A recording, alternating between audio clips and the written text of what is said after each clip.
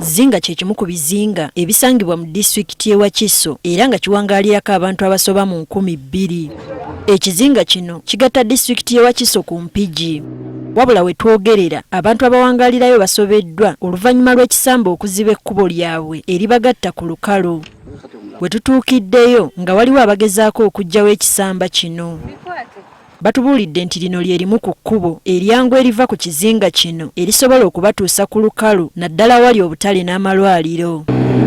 Kubanga era n'omuntu ajjawo ng'ali ku budde ne bimukwata n'amalawo essaawa 2 oluusi ssaawa 3. Oluusi ne kikulemerera n'obeera nga tovaawo. Abantu abagenda okuzaala abakazi abasinga bazaalira n'amaato bambeerayo ekisambe gavumenti wadde tusaba ejje tuyambe etugire okukola ebiro lye tuyineku etutambuza tewali ddala ejja abantu kubizinga ngali batwala ku lukalu. Bakukulumidde abakulembeze baabwe okubasuulirira.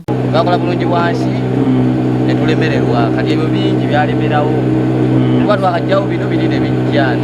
Abakyala bano bakalabuliza nnyo mama nabbanja abagenda okuzaala amalwaliro g'ebizinga galigati basobola bajjanjaba batwala ku ettale bafuna obujjanjabi wadde tusaba okutuukirira.